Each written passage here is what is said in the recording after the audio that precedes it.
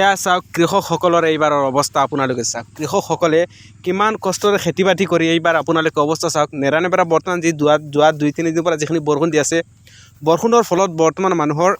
যিখিনি দুখীয়া মানুহে কৃষি খেতি কৰে পেটি খেতি কৰে সেইসকলৰ বৰ্তমান অৱস্থা চাওক ধান কাটি ঘৰত এই ধান লৈ যাব পৰা নাই বৰ্তমান যি অৱস্থা আছে আপোনালোকে চাওক ইয়াত চাওক মানুহে ধান কাটি ইয়াত মুঠা বান্ধি ৰাখি দিছে কিন্তু ঘৰত লৈ যাব পৰা নাই বৰ্তমান বৰষুণৰ ফলত ইয়াত চাওক সকলো ইয়াত আপোনালোকে চাওক ইয়াত চাওক সকলো ধান তিতি গৈছে মানুহে ইমান কষ্টত খেতি কৰিছে আৰু বৰ্তমান এইবাৰ খেতিয়কৰ বৰ্তমান অৱস্থা কেনেকুৱা হৈ আছে আপোনালোকে নিশ্চয় অনুমান কৰক এই নেৰানেপেৰা বৰষুণৰ ফলত কিছুমানে বৰষুণৰ হয়তো আনন্দ লৈ আছে কিন্তু খেতিয়কসকলৰ বৰ্তমানে বৰষুণৰ ফলত খেতিয়কসকলৰ অৱস্থা কি হৈছে আপোনালোকে দেখা পাইছে ইয়াতে ধান কটাৰ কাৰণে কিছুমান মেচিনো আহিছিল মেচিনে ধান কাটি ইয়াত ৰাখি দিছিল খেৰ আপোনালোকে চাওক এই খেৰৰ অৱস্থা আপোনালোকে চাওক ইয়াত মেচিনে ধান কাটি ইয়াত ৰাখি দিছিল খেৰখিনি আৰু অৱস্থা মানে সকলো বৰবাদ হৈ গৈছে আৰু ইফালে আপোনালোকে যদি মই আগলৈকে আপোনালোকক দেখুৱাই দিওঁ এইখিনি ধানখিনি যে যিখিনি মুঠা বান্ধি ৰাখি দিছে ধানৰ এই ধানখিনিৰ অৱস্থা আপোনালোকে মই ইফালে গৈ আছিলোঁ ভাবিছোঁ আপোনালোকক এইখিনি আপোনালোকক মই দেখুৱাই দিওঁ যে যোৱা 2-3 দিনৰ পৰা যিখিনি বৰষুণ হৈছে বহুতে ধান উঠাই লৈছে বা বহুতে ভঁৰালত ধান উঠাই ৰাখি দিছে কিন্তু যিসকলে ধানখিনি উঠাই লৈ যাব পৰা নাই বা যিসকলে ধানখিনি উঠাই নি মৰণা দিব পৰা নাই সেইসকলৰ অৱস্থা বৰ্তমান কি হৈছে যদি আৰু 2-3 দিন এনেকৈ নেৰানেপেৰাকৈ বৰষুণ দি দিয়ে তেনেহ'লে কৃষকসকলৰ অৱস্থা কি হ'ব আঘোণ মাহত অলপ ধান পোৱাৰ কাৰণে ধান পোৱাৰ আশাত কৃষকসকলে খেতি কৰে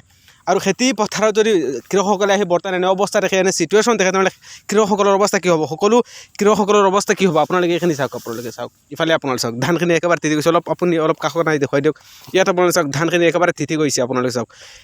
এই ধান আঘোণ মাহত অলপ ধান পোৱাৰ আশাৰে মানুহে খেতি কৰে কিন্তু এইবাৰে বৰষুণৰ ফলত কি হৈছে বহুতো কৃষকে বৰ্তমান মূৰত হাত ৰাখি দিছে কপালত হাত ৰাখি দিছে এইবাৰ অৱস্থা কি হ'ব ইমান টকা খৰচ কৰি খেতিত বহুতো টকা খৰচ হৈছে মানুহৰ বা যিসকল মানুহে খেতি কৰে সেইসকল মানুহে গম পায় যে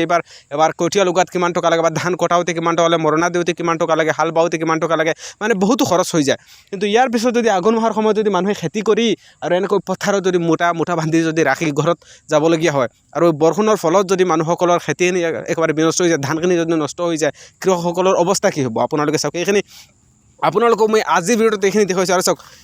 অলপ বৰষুণ দিয়ে আপোনালোকে ইফালে চাওক বৰষুণৰ পানী খেতিপথাৰ একেবাৰে মানে এইখিনিৰ পৰা ধান কটা গৈছে কিন্তু খেৰ যিখিনি আছে একেবাৰে ধ্বংস হৈ গৈছে ইফালে চাওক মানুহ ঘৰত এইবাৰ এইখিনি নি ঘৰত নি কিবা ব্যৱহাৰ ইউজ কৰিবও নোৱাৰে বা গৰুক খুৱাব বুলি মানুহে নোৱাৰে কৰিব নোৱাৰে এইখিনি আপোনালোকে চাওক ইফালে চাওক আৰু ইফালে যদি আপোনালোকে দেখুৱাওক ধানখিনি মই ইফালে নাযাওঁ ইয়াত পানী আছে বহুতো সেই ধান খেতিখিনিৰ তলত পানী আছে মানুহে এইখিনি কাটি লৈ যাব পৰা নাই বৰ্তমান আৰু যদি অলপ বৰষুণ দিয়ে তেনেহ'লে এইখিনি যিখিনি থিয় হৈ আছে ধানখিনি এইখিনি একেবাৰে পানীৰ তলত ডুব যাব এনেকুৱা হৈ যাব যদি আৰু 2-1 বৰষুণ দি দিয়ে আৰু যিখিনি মানুহে কাটিছে এইখিনিতো বৰবাদ হৈ গ'লেই যদি আৰু 2-1 বৰষুণ দি দিয়ে মানে ধানখিনি একেবাৰে শেষ যদি বান্ধি ৰাখিলে হয় মানে পচি যাব ধানখিনি ভিতৰখিনি পচি যাব আৰু ইয়াত আপোনালোকে কিবা আৰু অলপ যদি বৰষুণ দি দিয়ে আৰু 2-1 যদি এনেকৈ বৰষুণ দিয়ে এই পানীৰ তলত ডুব যাব এই ধানখিনি দুখীয়া মানুহে বা খেতিয়কসকলে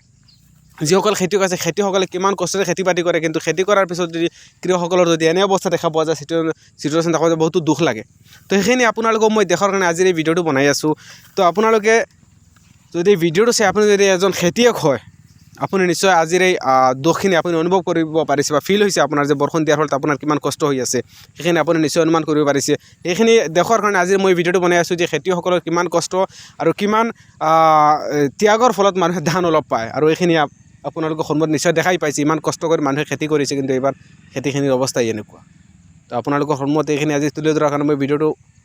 দিছোঁ আপোনালোকৰ সন্মুখত যদি আপোনাৰ ভিডিঅ'টো চাই কিবা নহয় কিবা জানিব পাৰিছে ভিডিঅ'টো শ্বেয়াৰ কৰি দিব আৰু এনেধৰণৰ যদি ভিডিঅ' মোৰ পেজটো চাব বিচাৰে তেনেহ'লে পেজটো ফ'ল' কৰি দিব দা আফতাব ব্লগছ আসসালামু আলাইকুম জয় অসম